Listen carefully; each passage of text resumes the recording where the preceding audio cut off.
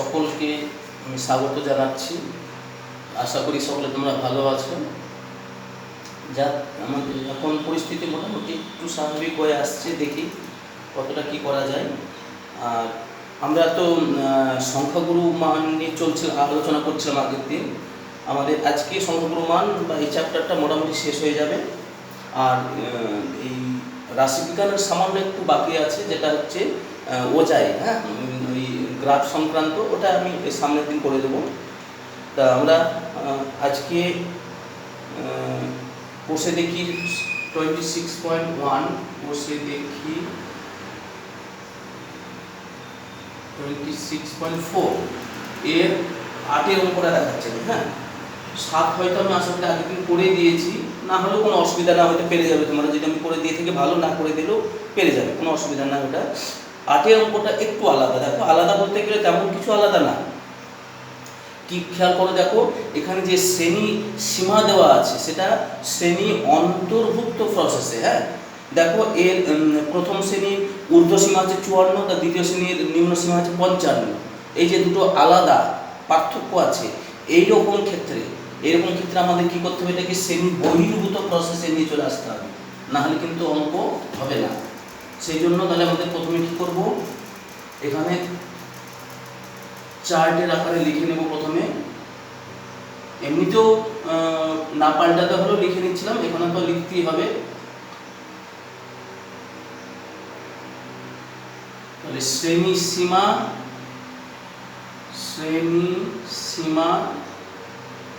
আর এখানে শ্রেণী সীমানা।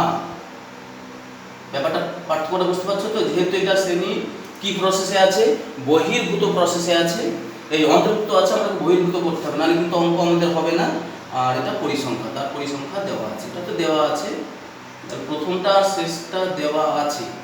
আমাদের কি করতে হবে, শ্রেণী সীমানা করে নিতে হবে। কি দেওয়া আছে, 45 থেকে 54, তারপরে দেওয়া আছে 55 থেকে 64, 64, তারপরে 65 থেকে 74, তারপরে 75 থেকে 84, তারপরে 85 থেকে 94, তারপরে 95 থেকে 104। মোট 1 2 3 6টা শ্রেণী আছে, 1 2 3 4 5 6। হ্যাঁ, আচ্ছা, তাদের পরিসংখ্যানগুলো আমি লিখে নিতে পারি, কোনো অসুবিধা না। 8, তারপর এটা 13, তারপরে 19, তারপরে 32, তারপরে 12, তারপরে 6, 12, তারপরে 6। আচ্ছা, এবার এই যে শ্রেণী সীমানা, এটাকে আমাদের তৈরি করে নিতে হবে, তাই তো? শ্রেণী সীমানাটা কিভাবে করব, দেখো এই 54, এটা 55, এক পার্থক্য, সেই 1কে 2 দিয়ে ভাগ করলে 0.5 হয়, তার মানে 0.5 নিম্ন সীমায় কমবে, ঊর্ধ্ব সীমায় বাড়বে। এটা হবে 44.5 থেকে 54.5, এটা হবে 54.5 থেকে 64.5, 64.5 থেকে 74.5, 74.5 থেকে 84.5, 84.5 থেকে 94.5, 94.5 থেকে 104.5। প্রথমে আমরা এটা লিখে নিলাম। এবার আমরা অঙ্কটা দেখে বুঝতে পারছি সংখ্যাগুরু শ্রেণী। দেখো, খেয়াল করে দেখো, 32, তাই তো? এই যে এইটা, তাহলে এর যে শ্রেণীটা, এইটাই হয়ে গেল সংখ্যাগুরু শ্রেণী, তাই তো? তাহলে অতএব সংখ্যাগুরু শ্রেণী হলো, সংখ্যাগুরু শ্রেণী হলো কোনটা, এই যেটা, হ্যাঁ, 74.5 থেকে 84.5, এইটা হয়ে গেল সংখ্যাগুরু শ্রেণী। এবার আমাদের অঙ্ক আর তো সামান্যই বাকি আছে, মূল অঙ্কে চলে যাচ্ছে এবার। তাহলে প্রথমে সংখ্যাগুরু শ্রেণী আমরা বের করে নিলাম, দিয়ে এবার আমাদের মূল অঙ্কে চলে যাচ্ছে। দেখো, অতএব নির্ণেয় সংখ্যাগুরু মান, নির্ণেয় সংখ্যাগুরু মান সমান এল প্লাস, তাই তো সূত্রটা হচ্ছে l plus f1 minus f0 by 2f1 minus f0 minus f2 into h। আচ্ছা, l plus f1 minus f0 by 2f1 minus f0 minus f2 into h। এখানে কোনটা কি আমি আগের দিন মোটামুটি বলেছিলাম, তবু আমি আরেকবার এখানে আমি গোল করে লিখে দিচ্ছি। এই যে যেটা সংখ্যাগুরু মান সবচেয়ে বড় সেটাকে f1 বলা, হ্যাঁ, সবচেয়ে বড় পরিসংখ্যা যেটা সেটাই হলো f1। আচ্ছা, ঠিক তার আগেরটা হলো কি f0 আর তার পরেরটা হলো f2। জিনিসটা পরিষ্কার হলো সবার কাছে, তাই তো? আর এই যে সংখ্যাগুরু শ্রেণী তার লোয়ার লিমিট এইটা হলো কি l, এটাকে কি বলে l, এটাকে বলা হয় l।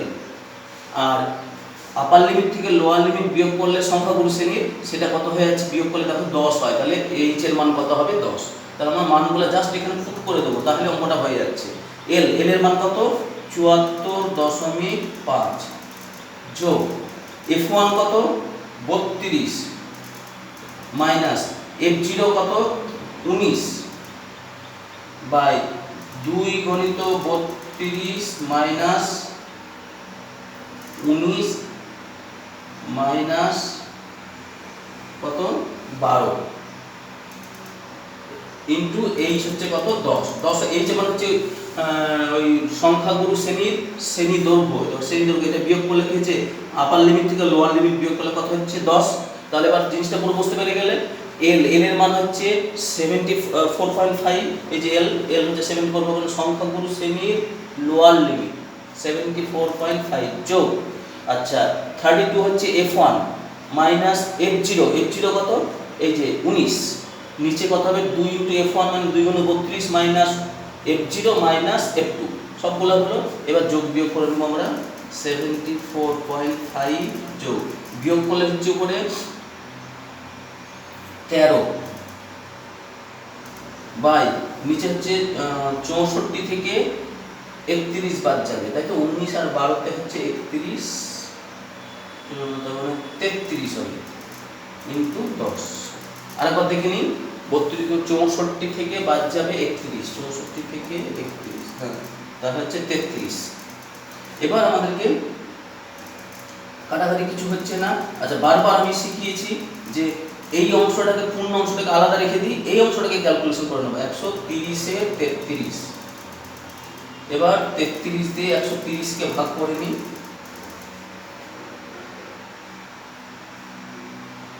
4 যাচ্ছে না 3 যাচ্ছে 99, তাই তো? তাহলে 1 10 13 31 দশমিক দিয়ে শূন্য নিলাম,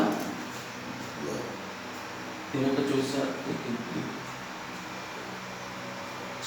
26 9 যাবে কি 297, হ্যাঁ 9 যাচ্ছে 2297, 3 9 27, 7 থেকে 2 3 7 8 29 13 130, আবার 3 যাচ্ছে 99, আবার 9 যাবে, তার মানে কি আসছে 3.933, তাহলে একটা আসন্ন মানে নিয়ে আসলে 3.94, তাহলে 74.5 যোগ 3.94, এটা প্রায়, হ্যাঁ টোটাল যোগ করলে 4 14 4 থেকে 1 4 4 8 78.44। দেখি আমার আনসারটা কি আছে 78.44, এটা হচ্ছে 26.4।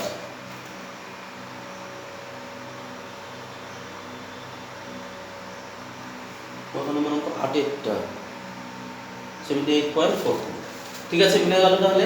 তাহলে আমি আরেকবার বলে দিচ্ছি অঙ্কটাই বিশেষত্বটা কি একটু এই যে এর শ্রেণী সীমাটা শ্রেণী অন্তর্ভুক্ত প্রসেসে দেওয়া আছে, আমাদেরকে শ্রেণী বহির্ভূত প্রসেসে বের করতে হবে, ওই জন্য একটা শ্রেণী সীমানা বলে একটা নতুন আলাদা একটা কলাম করে নিতে হবে। এটা তোমরা বেশিরভাগ অঙ্কের ক্ষেত্রে এটা পেয়েছো, করতে হয়েছে, এইটুকুই শুধু বিশেষ বৈশিষ্ট্য এটা। আর তাছাড়া দেখো সবই এক, এবার তো মোটামুটি আগের দিন আমি তো পড়িয়েছি সব কিছুই, তবুও একবার বলে দিচ্ছি। তাহলে প্রথমে কলাম অনুযায়ী সাজিয়ে নিলাম, শ্রেণী সীমানা করে নিলাম। সীমানা কীভাবে করলাম, এই যে 0.5 লোয়ার লিমিটে কমে যাবে, আপার লিমিটে বেড়ে যাবে, লোয়ার লিমিটে কমে যাবে, আপার লিমিটে বেড়ে যাবে, লোয়ার লিমিটে কমে যাবে, আপার লিমিটে বেড়ে যাবে, এইভাবে আমরা শ্রেণী সীমানা করে নিলাম। এবার পরিসংখ্যা তো লেখা আছে, পরিসংখ্যা থেকে আমরা কিন্তু বুঝতে পারছি সবচেয়ে বেশি পরিসংখ্যা হচ্ছে কত, 32, তাই তো? তাহলে এই 32টাকে বলা হবে F1, হ্যাঁ, সবচেয়ে বেশি পরিসংখ্যাটাকে বলা হয় F1, আর ঠিক আগের শ্রেণীর পরিসংখ্যাটাকে বলা হয় F0, আর পরের শ্রেণীর পরিসংখ্যাটাকে বলা হবে F2। আচ্ছা, আর কি, আর যেটা শ্রেণী বেশি পরিসংখ্যাযুক্ত শ্রেণী, তার লোয়ার লিমিটটা হলো L, তার মানে এটা হলো 74.5। শ্রেণী সীমানা যেটা, হ্যাঁ, সেটা হয়ে গেল L, এর মান তাহলে এখানে 74.5 বসালাম। F1 32, F0 19, এইভাবে প্রমাণ করব, বসিয়ে দিলাম। এখানে যদি তোমরা এইভাবে লিখবে না, আমি বোঝার সুবিধার জন্য লিখবো, দরকার হয় তুমি এখানে আলাদা করে লিখে নেবে যে F1 সমান এত, F0 সমান এত, এইভাবে লিখে নেবে। আমি জায়গা কমের জন্য আমি এটা এখানে সংক্ষেপে করে দিলাম। আচ্ছা, আর একটু বুঝতে সুবিধা হবে তোমাদের এখানে, সেই জন্য করেছি এটা। দিয়ে আমি মানগুলো ফুট করে এই যে পেয়ে গেলাম 78.44। আচ্ছা, এবার চলে আসছি আমরা MCQ। দেখো MCQ অংশে চলে আসছি।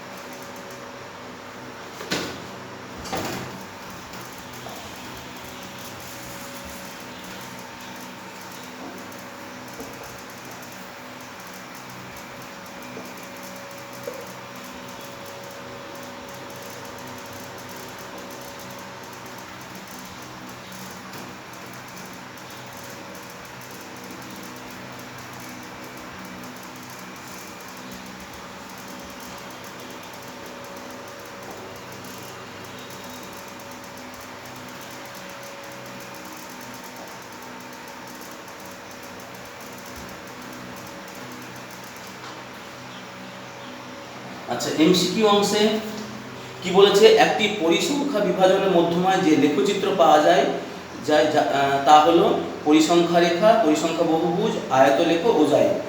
এটা তোমাদের পড়াই আমি চ্যাপ্টারটা, তবু আমি পড়ে দিচ্ছি। এই চ্যাপ্টারটা হচ্ছে ওজাইক চ্যাপ্টারের। তা আমাদের পরিসংখ্যা যে তালিকা দেওয়া থাকে, সেটাকে যদি আমরা ক্রমযৌগিক পরিসংখ্যা তালিকায় ক্ষুদ্রতর সূচক অথবা বৃহত্তর সূচকে পরিবর্তিত করে সেগুলোকে কাজে লাগিয়ে যদি আমরা কোনো লেখচিত্র অঙ্কন করি, তাহলে সেই লেখচিত্রটাকে বলা হবে ওজাইক। হ্যাঁ, তা সেই হিসাবে তাহলে প্রথমটা উত্তর কী হবে, ওজাইক হবে। সবাই বুঝতে পারলে সবাই, যে পরিসংখ্যা বিভাজনের যে তালিকা, সেই তালিকাটাকে কাজে লাগিয়ে আমরা যদি ক্রমযৌগিক পরিসংখ্যা তালিকা, সেটা ক্ষুদ্রতর সূচকও হতে পারে, বৃহত্তর সূচকও হতে পারে, যে কোনো হোক না কেন, যে কোনো তালিকাকে কাজে লাগিয়ে আমরা যে লেখচিত্র অঙ্কন করতে পারবো, সেই লেখচিত্রটাকে বলা হয় ওজাইক। তাই এখানে তাহলে এটা নিশ্চয়ই আনসারটা ওজাইক হলো। আচ্ছা, দুয়েরটা কি বলেছে, 6, 7, x, 8, y, 14 সংখ্যাগুলির গড় যদি 9 হয়, তাহলে এর মান কত? তা আমরা এটা আমরা সেই ছোট থেকেই শিখে এসেছি।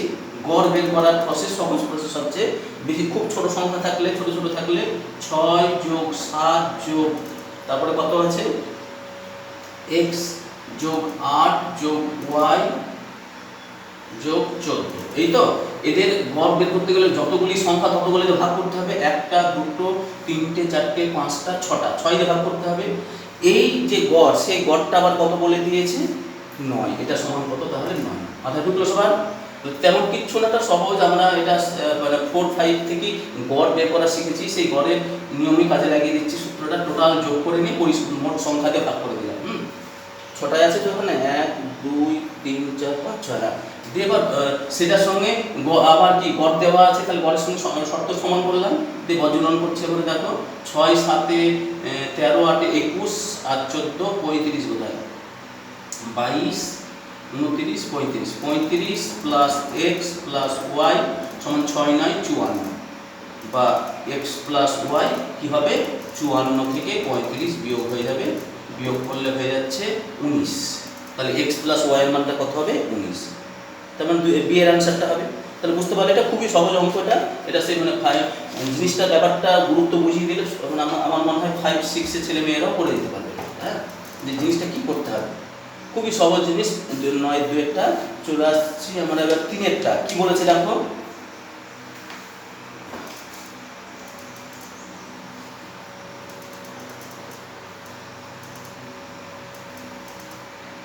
নয় 3 কি বলেছে যে 30 34 35 36 37 38 39 40 তথ্যে যদি 35 না থাকলে মধ্যমা কত বৃদ্ধি পাবে তাই বলছে। হ্যাঁ, আচ্ছা আমরা এইগুলা থাকলে কি মধ্যমা কত হচ্ছে আগে দেখে নিই। কি আছে 30 34, এটা 3 30 34, পরপর সাজানো আছে 35 36 35 36 37 38 39 40, তাই আছে তো 39 40। আচ্ছা এদেরই আগে মধ্যমা কত বের করে নিই। 1 2 3 4 5 6 7 8 1 2 3 4 5 6 7 8, তাহলে মধ্যপদ কোনটা কোনটা 36 আর 37, তাই তো। তাহলে মধ্যপদ দুটি 36 37, অতএব মধ্যমা কি করতে হয়, দুটো মধ্যপদ চলে আসলে কি করতে হয় আমাদেরকে, প্রথমে তো আগে মানের ঊর্ধ্বক্রমে সাজাতে হয়। তো মানের ঊর্ধ্বক্রমে এখানে সাজানোই আছে বলে আমরা সাজাতে গেলাম না, তাই তো। দিয়ে এবার কি করতে হয়, এবার দেখতে হয় মধ্যপদ কটা আছে। এখানে মধ্যপদ যেহেতু জোড় সংখ্যক আছে, মধ্যপদ দুটো পাবো। দেখো এই দিক থেকেও 3টে বাদ দিলে এই 36, এই দিকেও 3টে বাদ দিলে 37, তাহলে এই 36 আর 37 দুটো মধ্যপদ পেলাম। এই 36 আর 37-এর এবার গড় 2 দিয়ে ভাগ করছি আমরা, তাহলে কত হচ্ছে 73/2, তার মানে কত হচ্ছে 36.5। মধ্যমা পেয়ে গেলাম 36.5। এবার এই তথ্যে প্রদত্ত তথ্যে যদি এবার কি হচ্ছে 30 34 35টা নাই তাই বলছে, বাদ গেলে 35 বাদ গেলে না থাকলে তাহলে 36 থাকছে, 37 থাকছে, 38 থাকছে, 39 থাকছে, 40 থাকছে। তাহলে মধ্যপদ কোনটা আছে, একটাই মধ্যপদ পেয়ে গেলাম। তাহলে অতএব মধ্যমা সমান কত হয়ে গেল 37। তাহলে ছিল 36.5, এবার যদি 35টা না থাকে তাহলে মধ্যমান বেড়ে যাচ্ছে কত 0.5 বেড়ে যাচ্ছে, তাই তো 0.5 বেড়ে যাচ্ছে। তাহলে উত্তর হবে ডি একটা। তাহলে মধ্যমা বৃদ্ধি পাচ্ছে কত 37 থেকে 36.5 বিয়োগ করলে 0.5 মধ্যমা বৃদ্ধি করে। তাহলে অঙ্কটা তেমন কিছু জটিলতা নাই, সাজানোই আছে।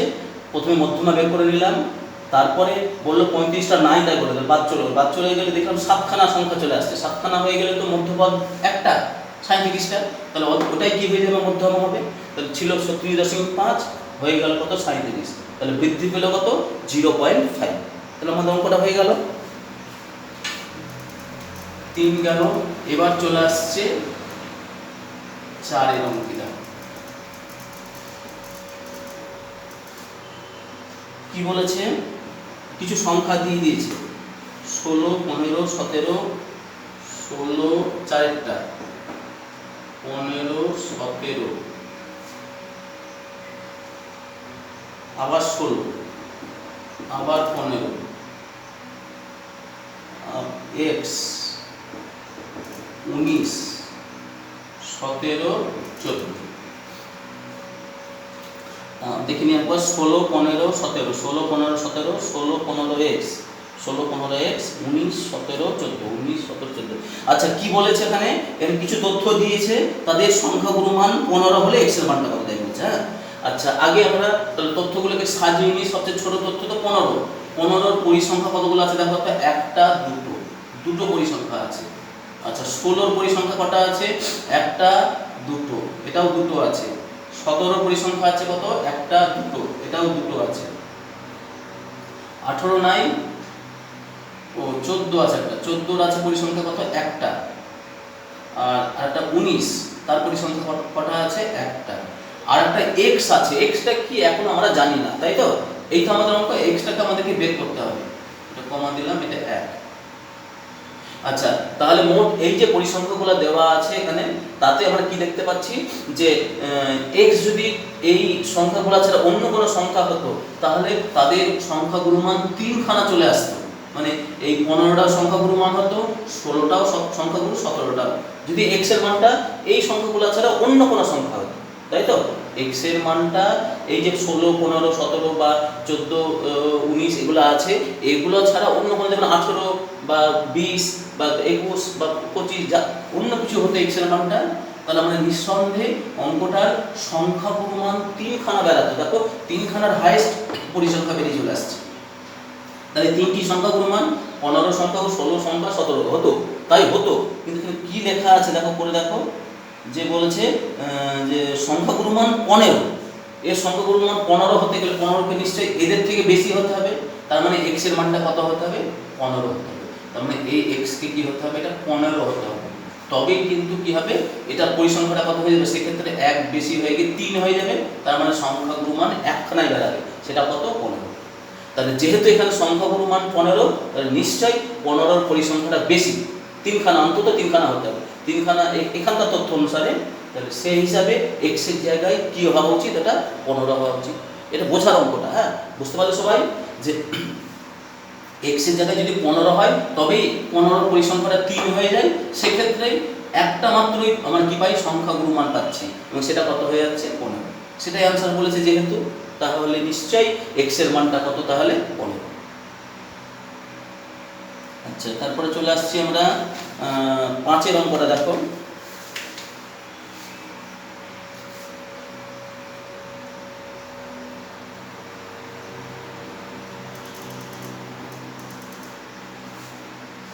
কি বলেছে 5-এর অঙ্কটায়, ঊর্ধ্ব ক্রমানুসারে সাজানো একটা তথ্য দেওয়া আছে। ঊর্ধ্ব ক্রমানুসারে সাজানো তার মানে কি? মানে ছোট থেকে বড়তে সাজানো। 8, 9, 8, 9, 12, 17, x plus 2, x plus 4, 30, 31, 30, 31, 34, 39, 34, 39, এরকম কিছু তথ্য দেওয়া আছে যেগুলো মানের ঊর্ধ্ব ক্রমানুসারে সাজানো আছে। এগুলো সাজানো আছে কিন্তু, হ্যাঁ, এই তথ্যগুলো সাজানো আছে। আর দেখে নিই, 8, 9, 1, 2, 3, 4, 5, 6, 7, 8, 9, 10টা, 1, 2, 3, 4, 5, 6, 7, 8, 9, 10, 10টা তথ্য মানের ঊর্ধ্বক্রমে সাজানো আছে। আমাদের কি বের করতে হবে এখান থেকে? আর তাদের মধ্যমাও দিয়ে দিয়েছে 24, তাই বলেছে তো। আচ্ছা, আমরা এখানে যেহেতু দেখছি 10খানা তথ্য আছে, দেখো খেয়াল করে দেখো, তাহলে এই দিকের থেকে 4টে বাদ দিলে এই তথ্যটা, আর এদিকেও 4টে বাদ দিলে এই তথ্য, এই দুটো যে বেরালো মধ্যপদ, মধ্যপদ দুটি যেহেতু জোড় সংখ্যক আছে, তাহলে মধ্যপদ দুটো পাবো। মধ্যপদ দুটি x plus 2 এবং x plus 4। অতএব মধ্যমা কত হবে? তাহলে দুটো যদি মধ্যপদ বেড়ায়, তাহলে তাদের গড়, সেই গড়টাই হয়ে গেল কি? মধ্যমা। তেমন কত হচ্ছে এটা? 2x plus 6/2, তার মানে x plus 3। সেই মধ্যমা আবার কত বলে দিয়েছি অঙ্কটার মধ্যে? এখানে 24। তাহলে শর্তানুসারে, এত বড় করে না লিখলেও চলবে, অতএব বলে লিখে দিলেও কত? x plus 3 সমান 24, বা x এর মান কত বেরিয়ে যাবে? 24 বিয়োগ 3 সমান কত হয়ে গেল? 21। x এর মানটা কত পেয়ে গেলাম আমরা? 21 পেয়ে গেলাম। আচ্ছা, চলে আসছি আমরা আবার সত্য মিথ্যায়। কি বলেছে?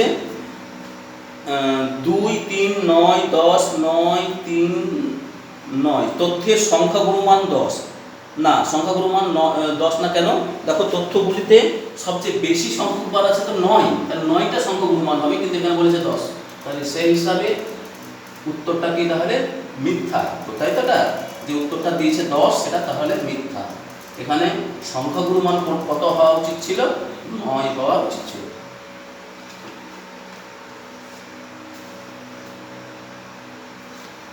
তাহলে 2, 3, 9, 10, 9, 3 এটা দেখাচ্ছি না, এটা তো বুঝতে পারলে তোমরা সবাই।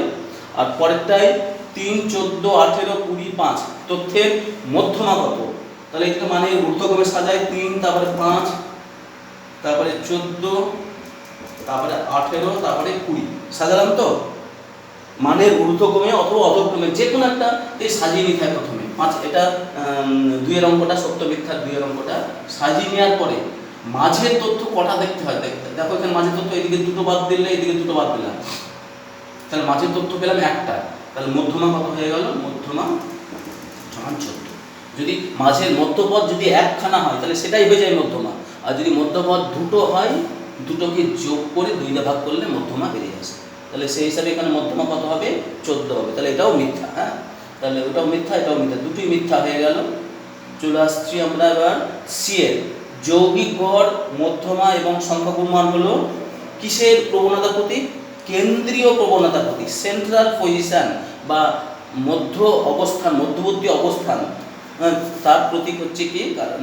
কে কে হলো ওটা বা মাপক হলো, সেটা হচ্ছে যৌগিক গড়, মধ্যমা বা সংখ্যাগুরু মান। এই যে আমরা স্ট্যাটিস্টিক্সে 3টে জিনিস শিখলাম, তো এবার একটা শিখলাম কি? গড়, হ্যাঁ, সেটাকে বলা হয় মিন, তারপরে মধ্যমা সেটাকে মিডিয়ান, আর তারপর হচ্ছে সংখ্যাগুরু মান শেষে শিখলাম, সেটাকে বলা হচ্ছে মড।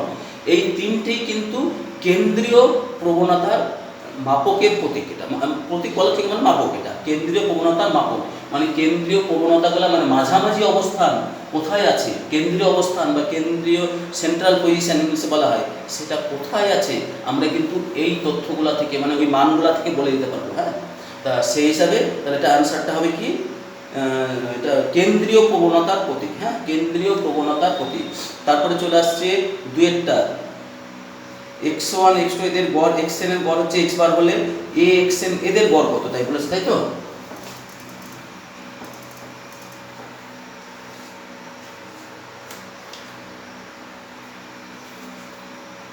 তাহলে এদের গড় বের করি আগে আমরা।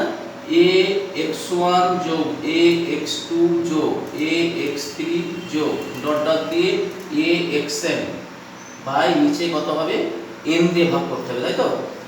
এবার তথ্যগুলি থেকে আমি a কমন নিয়ে নিলাম, তাহলে কি হয়ে গেল? x1 plus x2 plus x3 যোগ xn, তাকে কি দিয়ে ভাগ হয়ে গেল? n দিয়ে ভাগ। এবার এই যে মানটা, এটাকে কি বলা হয়? x বার বলেই দিয়েছি অঙ্কটার মধ্যে। তাহলে টোটাল গড় বেরিয়ে আসলো কত? গড় সমান সেই গড়টা বেরিয়ে আসলে a x বার। কি করে হলো বুঝতে পারলে সবাই? তাহলে গড় বের করতে গেলে যোগ করে কি করতে হয়? মোট পরিসংখ্যা দিয়ে ভাগ করতে হয়। তাই করলাম, করে কমন নিয়ে নিলাম এ, এইটার মানটা আবার বলে দিয়েছে কত? x বার। হ্যাঁ, সেই হিসাবে তাহলে এখানে x বার বসে গেল। তার মানে টোটালটার গড়, এদের গড়গুলো বেরিয়ে গেল কত? a x বার। আচ্ছা, 3টা কি বলেছে? ক্রমবিচ্যুতি পদ্ধতিতে বিন্যস্ত রাশি তথ্যের যৌগিক গড় নির্ণয়ের সময় সকল শ্রেণী দৈর্ঘ্য কি? ক্রমবিচ্যুতি পদ্ধতিতে, একমাত্র ক্রমবিচ্যুতি পদ্ধতি যে পদ্ধতিতে আমাদের গড় নির্ণয় করতে হবে। 3টে প্রসেসে গড় নির্ণয় করা যায়। তো গড় একটা হচ্ছে কি? প্রত্যক্ষ পদ্ধতি, একটা কল্পিত গড়, আর একটা হচ্ছে ক্রমবিচ্যুতি। একমাত্র ক্রমবিচ্যুতি পদ্ধতিটাই প্রযোজ্য হবে কখন? যখন প্রতিটি শ্রেণী দৈর্ঘ্যটা কি থাকবে? এক থাকবে, সেম থাকবে। হ্যাঁ, শ্রেণী দৈর্ঘ্যগুলো একই রকম থাকবে, তবেই সেই ক্ষেত্রে আমরা ক্রমবিচ্যুতি পদ্ধতিটাকে প্রয়োগ করতে পারবো। আর কল্পিত গড় বা এমনি প্রত্যক্ষ পদ্ধতি, সেখানে যা খুশি হোক শ্রেণী দৈর্ঘ্য, কোনোটা বড় হোক কোনোটা ছোটো হোক, আমাদের কোনো সমস্যা হবে না। একমাত্র ক্রমবিচ্যুতি পদ্ধতিতে গিয়ে আমাদের এই সমস্যাটা হবে। সেটা তাহলে কী করতে পারবো?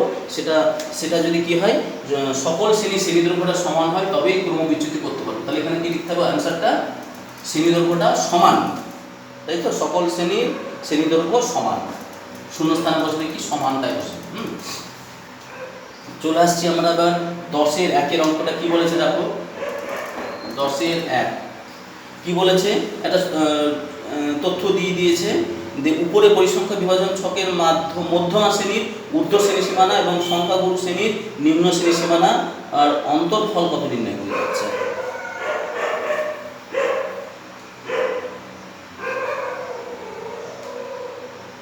আমি তাহলে এটা লিখছি। 65 থেকে 85, 85 থেকে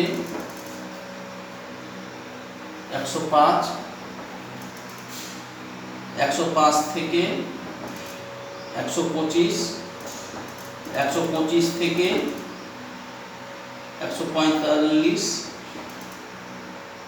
145 থেকে 165, 165 থেকে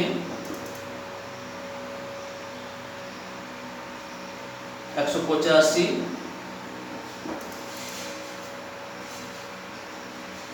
185 থেকে 205, 185 থেকে 205। বিভিন্ন তথ্য দেওয়া আছে, তাই তো? মোট কতগুলো তথ্য দেওয়া আছে? 1টা 2টো 3টে 4টে 5টা 6টা 7খানা, 1 2 3 4 5 6 7 তথ্য পরিসংখ্যা দেওয়া আছে 4 15 3 20 14 7 14 এই দেওয়া আছে তো। এটা যেহেতু শর্ট কোশ্চেন আমরা খুব সংক্ষেপে কিভাবে করতে পারি দেখো। আচ্ছা এখান থেকে তো আমরা সংখ্যাগুরু শ্রেণী পেয়ে যাচ্ছি কোনটা? 20, তাই তো? 20 কত? তাহলে সেই সংখ্যাগুরু শ্রেণী হচ্ছে সংখ্যাগুরু শ্রেণী, সংখ্যা লিখে নিলাম গুরু শ্রেণী। এটা খুব সহজে বেরিয়ে গেল। সেটা কত বেরিয়ে গেল? সংখ্যাগুরু শ্রেণীটা হয়ে গেল 125 থেকে 145। আচ্ছা মধ্যমা বের করতে গেলে টোটাল যোগ করতে হবে, টোটাল যোগ করতে হবে। যোগ করে আমাদের দেখতে হবে কোথায় আছে সেটা। তাহলে আগে কি করতে হবে? এটা ক্রমযোগী পরিসংখ্যা কত? এটা 4 হবে। আচ্ছা 4 এর সঙ্গে 15 যোগ করলে এটা কত হয়ে যাবে? 4 যোগ 15 সমান 19, 19 যোগ কত 3 সমান 22, 22 যোগ 20 সমান 42, 42 যোগ 14 সমান 64 না কত হলো 56, 56 যোগ 7 কত হয়ে যাচ্ছে? 56 যোগ 7 63, 63 যোগ 14 কত হচ্ছে? 77, তাই বেরোলো তো? 77 বেরোলো। আচ্ছা আমি আরেকবার দেখিনি যোগটা। 4 15 19 22 42 42 56 63 আর 14 63 থেকে 77, তাহলে টোটাল পরিসংখ্যা 77 পেলাম। আচ্ছা 77 এর অর্ধেক n সমান 77, তাহলে n/2 কত হলো? 77/2, তার মানে 38 39 78, তাহলে 38.5, 38.5। তাহলে 38.5 মানে কোথায় পেতে পারি দেখো, এখানে খেয়াল করে দেখো। এই যে এখানে আছে না 38.5, এখানে 42, এখানে কত আছে? 23 থেকে 42 পর্যন্ত আছে, তার মানে 38.5টা এখানে আছে। তাহলে সেই মধ্যমা শ্রেণী হয়ে গেল কত? 125 থেকে 145 মধ্যমা শ্রেণী। এটারও মধ্যমা শ্রেণী পেয়ে গেলাম। মধ্যমা শ্রেণী 125 থেকে 145। বুঝতে পারলে কি? এই যে n এর মানটা n/2 এর মান 38.5, তাহলে 38.5তম পরিসংখ্যাটা কোথায় পাবো? আমরা এখানে পাবো, তাই তো? তাহলে সেই শ্রেণীর টা হচ্ছে কত? 125 থেকে 145, দুটোই একই রকম শ্রেণী বেরালো। আচ্ছা এবার কি চেয়েছে আমাদের দেখো, মধ্যমা শ্রেণীর ঊর্ধ্ব শ্রেণী সীমানা আর সংখ্যাগুরু শ্রেণীর নিম্ন শ্রেণী সীমানা। মধ্যমা শ্রেণীর ঊর্ধ্ব শ্রেণী সীমানা আছে 45 আর এর নিম্ন শ্রেণী সীমানা 125, তাহলে অন্তর হচ্ছে কত? 145 থেকে 125 বাদ গেল 20, অন্তরটা কত বেরিয়ে গেল? 20। তাহলে দুটোই শ্রেণী কিন্তু একই শ্রেণী বেরিয়ে আসলো, কিন্তু দিয়ে এবার বলেছে মধ্যমা শ্রেণীর ঊর্ধ্ব শ্রেণী সীমানা থেকে সংখ্যাগুরু শ্রেণীর নিম্ন শ্রেণী সীমানাতে বিয়োগ করো, বিয়োগ করলে তার অন্তরটা কত হয়ে যাচ্ছে? 20। লম্বটা বুঝতে পারলে? প্রথমে তো সরাসরি সংখ্যাগুরু শ্রেণী তো আমরা পেয়ে যাচ্ছি, এটা কোনো অসুবিধা নাই। আর মধ্যমা শ্রেণী পেতে গেলে আগে ক্রমযৌগিক পরিসংখ্যা তালিকা ক্ষুদ্রতর সূচকে বের করে নিলাম, নিয়ে n এর মান কত পেলাম? 77, তার মানে n/2 38.5। তাহলে 38.5তম পরিসংখ্যাটা কোথায় পাবো আমরা? এই যে 42 আছে এখানে, 23 থেকে 42 পর্যন্ত সবগুলো পরিসংখ্যা আছে এখানে। তার মানে এই মধ্যমা শ্রেণীটা হলো কত? 125 থেকে 145। বুঝতে পেরেছো সবাই? তাহলে মধ্যমা শ্রেণীটা উপর লিখে নিলাম, নিয়ে তাদের কি চেয়েছে, যেটা চেয়েছে সেটা আমাদের করে দিলাম। মধ্যমা শ্রেণীর ঊর্ধ্ব সীমানা থেকে এ শ্রেণীর নিম্ন সীমানাটা বিয়োগ কর, তাই করে দিলাম। আচ্ছা 150 জন অ্যাথলিটের 100 মিটার হার্ডেল রেস যত সময় করতে পারে তার একটি পরিসংখ্যা দেওয়া আছে নিচে। তাহলে 14.6 সেকেন্ডে কম সময় কতজন অ্যাথলিট 100 মিটার দৌড়াবে, দৌড় সম্পন্ন করবে নির্ণয় করি। এটা খুব সহজ, ওই 14.6 সেকেন্ডের কম সময়ে এই এটাকে খুব সহজে তোমরা করে নিতে পারবে, তোমরা নিজেরা পারবে। এটাকে ক্রমযৌগিক পরিসংখ্যা তালিকা করে নেবে ক্ষুদ্রতর সূচকে। হ্যাঁ বারবার বলেছি, দুয়েরটা কি করবে? ক্রমযৌগিক পরিসংখ্যা তালিকা তৈরি করবে ক্ষুদ্রতর সূচকে। তাহলে ওখান থেকে তোমরা আর কিছু করতে হবে না, ওইটা করলেই অঙ্কটা বেরিয়ে গেল। ক্রমযৌগিক পরিসংখ্যা তালিকা ক্ষুদ্রতর সূচকে বের করে নিয়ে দিয়ে ওই 14.6 কম যেটা অ্যান্সার হবে সেটাই হয়ে যাবে, যোগফল যেটা বেড়াবে 14.6 কম সেটাই অ্যান্সার হয়ে যাবে আমাদের। তাহলে কোনো অসুবিধা নাই। 3-এরটা তাহলে আমি আর করাচ্ছি না, তেমন কোনো জটিলতা নাই। এবার চলে আসছে না 2 তাহলে করাচ্ছি না, 3-এ চলে আসলাম। খুব ভালো অঙ্ক 3, হ্যাঁ 3-4 খুব ভালো করে লোক শুনবে, ভালো করে বুঝবে, বোঝার চেষ্টা করবে। এই টাইপের অঙ্ক খুব বেশি দেয়, 3-4 টাইপের। কি বলেছে যে একটি পরিসংখ্যা বিভাজনের গড় দেওয়া আছে, আর কি দেওয়া আছে, সিগমা এফআই এক্সআই আর সিগমা এফআই দেওয়া আছে। আচ্ছা, গড়ের সূত্রটা কি? গড় হচ্ছে এটাকে এক্স বার বলে, তাই তো? সিগমা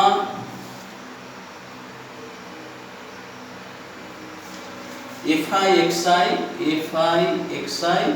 বাই সিগমা এফআই, এটা সূত্র তো করে। তাহলে সিগমা এফআই এক্সআই কত বলা আছে অঙ্কটাই? সিগমা এফআই এক্সআই বলা আছে 132 প্লাস কত 5k, আর সিগমা এফআই এর মান কত বলা আছে 20, সিগমা এফআই বলা আছে 20। এইটা যে মানটা বেরোবে সেটাই গড়। তো সেই গড়ের মানটা কত বলা আছে আবার 8.1। তাহলে শর্তানুসারে 132 প্লাস 5k বাই 20 সমান 8.1 বা 132 প্লাস 5k সমান, গুণ করলে 2 আর 2 আর 2 162 বেরিয়ে গেল। তাহলে 5k সমান 162 মাইনাস 132, 5k সমান 30, এবং k এর মান কত বেরিয়ে গেল 30 বাই 5, তখন কত বেরিয়ে গেল 6। তাহলে x এর মান k এর মানটা কত বেরিয়ে গেল 6 বেরিয়ে গেল। হ্যাঁ, কিভাবে করলাম বুঝতে পারলে? আমাদের গড় বের করা যে সূত্র কাজে লাগালাম, করে গড়টা বের করে নিলাম। এখানে কিন্তু গড় সরাসরি বের করা যাচ্ছে না, কারণ কে দিয়ে অঙ্কটা আছে। সেই গড়ের সঙ্গে গড়টা বলে দিয়েছে, শর্ত করলাম, করে বর্জনন করে কে এর মানটা কত পেয়ে গেলাম 6 পেয়ে গেলাম। হ্যাঁ, কে এর মান হয়ে যাচ্ছে কত 6। তাহলে অঙ্কটা নিশ্চয়ই বুঝতে পেরেছো সবাই? খুব ভালো অঙ্ক এটা, এই টাইপের অঙ্ক দেয় পরীক্ষাতে।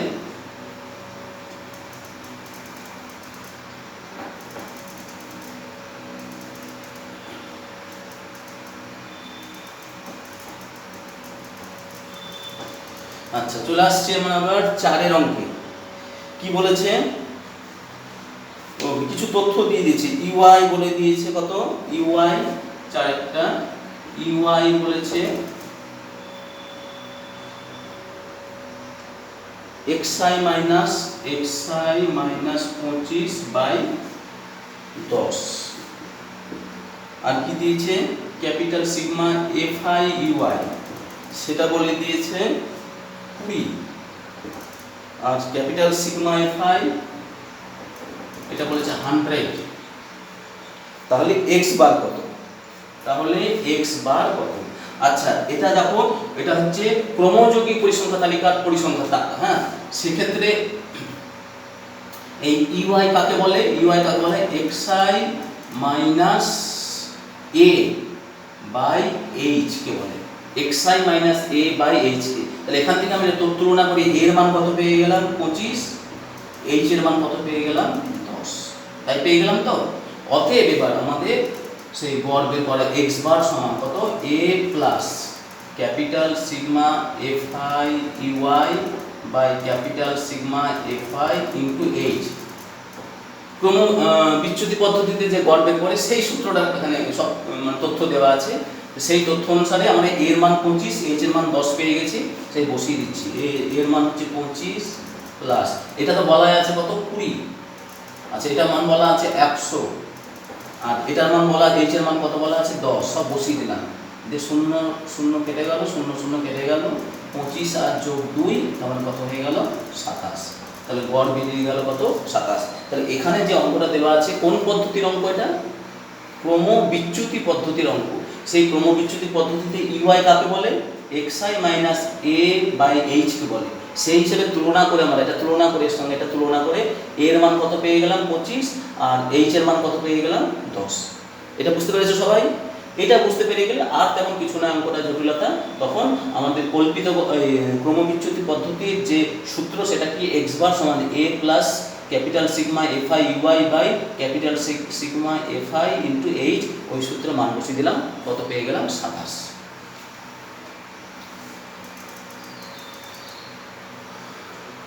এই অঙ্কটা খুবই ভালো অঙ্ক। এইরকমই এই যে 3 আর 4 করলাম, এই টাইপের অঙ্ক খুব বেশি দেয়। হ্যাঁ, শর্ট কোশ্চেনের ক্ষেত্রে এটা খুব বেশি দেয়। আচ্ছা, শেষের অঙ্কটা কি বলেছে দেখো, একটা পরিসংখ্যা তালিকা দেওয়া আছে, 10-এর কম, 20-এর কম, 30-এর কম, 40-এর কম, 50-এর কম, 60-এর কম। ওপরে পরিসংখ্যা ছক থেকে সংখ্যাগুরু শ্রেণীটি নির্ণয় করো। আচ্ছা, ঠিকই আছে, আমরা তাহলে আগে শ্রেণী অনুসারে সাজিয়ে নিই। শ্রেণী আর পরিসংখ্যা, শ্রেণী আর পরিসংখ্যা আকারে সাজিয়ে নিতে হবে। তাহলে উল্টো করতে হবে, এখানে এটা কি দেওয়া আছে, ক্রমযৌগিক দেওয়া আছে, জেনারেল যেটা সাধারণ যে পরিসংখ্যা তালিকা সেটাই তৈরি করতে হবে আমাদের। হ্যাঁ, আচ্ছা, 10-এর কম মানে আমরা এটা 0 থেকে 10 ধরতে পারি, 0 to 10। তারপর এটা 20-এর কম মানে 10 to 20। তারপরে 30-এর কম মানে 20 to 30। তারপরে 30 to কত 40। তারপরে 40 to 50। কত পর্যন্ত আছে, 50 to 60, এই পর্যন্ত, তাই তো? তাহলে আমাদের এই যে তথ্যটা দেওয়া আছে, এটা কিসে দেওয়া আছে, এটা ক্রমযৌগিক পরিসংখ্যা তালিকা দেওয়া আছে। হ্যাঁ, ক্ষুদ্রতর সূচকের ক্রমযৌগিক পরিসংখ্যা তালিকা দেওয়া আছে, আমাদেরকে এটাকে কিসের জেনারেল বা সাধারণ যে পরিসংখ্যা তালিকা সেটাতে পরিবর্তিত করতে হবে। তাই করছি আমরা 0 to 10, 10 to 20 এইভাবে আমরা শ্রেণী অনুসারে সাজিয়ে নিলাম। নিয়ে এটা বলা আছে দেখো 3 বলা আছে, তাহলে এটা 3 আছে, 3ই থাকবে।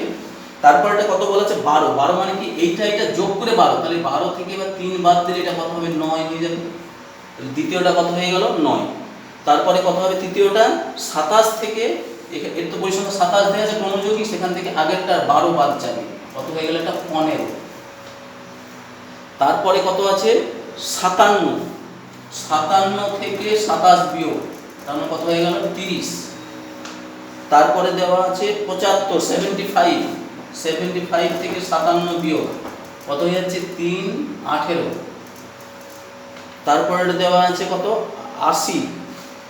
80 থেকে 75 আগেরটার টোটাল যোগফল বাদ যাবে, কত হয়ে গেল, 5। তাহলে আমরা, আচ্ছা এখানে আমাদের ঠিক হলো কিনা দেখে নিই। 5 আর 18 কত, 23, 30-এ 53, 15-তে 68, 9-এ কত হলো 77, আর 3-এ 80। টোটাল পরিসংখ্যা কত, 80, মিলে যাচ্ছে ঠিক। হ্যাঁ, তাহলে আমাদের প্রথম কাজ হলো অঙ্কটা, এটা দেওয়া আছে ক্ষুদ্রতর সূচক ক্রমযৌগিক পরিসংখ্যা তালিকায়, আমরা কি করলাম, জেনারেল পরিসংখ্যা তালিকা তৈরি করে নিলাম। তাতে আমাদের সংখ্যাগুলোর মান খুব সহজেই বেরিয়ে চলে আসে। সবচেয়ে বেশি পরিসংখ্যা কত, 30, তাই তো? তাহলে এইটা হচ্ছে দেখো সবচেয়ে বেশি পরিসংখ্যা, তার শ্রেণীটা হলো কত, 30 থেকে 40। তাহলে আমাদের সংখ্যাগুরু শ্রেণীটি হলো, লিখব উত্তর। অতএব কিছুই নয় অঙ্কটা, যেমন সংখ্যাগুরু শ্রেণীটি হলো 30 থেকে 40। আর কিছু বের করতে পারিনি, শুধু সংখ্যাগুরু শ্রেণীটি কত, সংখ্যাগুরু মান কত বের করতে হবে না। তাহলে আমাদের কি হলো, এই রাশিবিজ্ঞান কিন্তু আমরা মোটামুটি শেষ করে ফেললাম, কিন্তু এখনো ওজাইব অংশটা বাদ আছে। ওজাইব অংশ আমি পরের দিন করাবো। ওজাইবটা আমি গ্রাফিক্যালি করতে হবে বলে একটু পরের দিকে করলাম। গ্রাফটা অনেকে পছন্দ করতে চায় না, করে না। হ্যাঁ, কিন্তু খুব কঠিন না, একটু তুলনামূলক তাও একটু কঠিন। তোমরা চেষ্টা করবে এই ধরনের অঙ্কগুলো দেখবে, সংখ্যাগুরু মান তো সবসময় চেষ্টা করবে করার, হবেই দেখবে। এটা 3টে অঙ্ক দেবে, সংখ্যাগুরু মান থাকবে একটা, করে ফেলার চেষ্টা করবে। মধ্যমান সাধারণত থাকে, করে ফেলবে। আর ওজাইবটা যতটা পারা যায় চেষ্টা করবে এড়িয়ে যাওয়ার। কারণ গ্রাফিক্যাল রিপ্রেজেন্টেশন তো ওটা, সেক্ষেত্রে কী হয়, অনেক সময় ছবিটা সামান্য একটু এদিক ওদিক হলে নম্বর কাটার ভয় থাকবে, কিন্তু এগুলোতে পুরোপুরি নম্বর 4-এ 4 পাওয়া যাবে এটা। হ্যাঁ, ওই কারণে ওজাইবটাকে আমি একটু শেষের দিকে করাচ্ছি, এর পরের দিন আমি কিন্তু ওজাইবটা করাবো।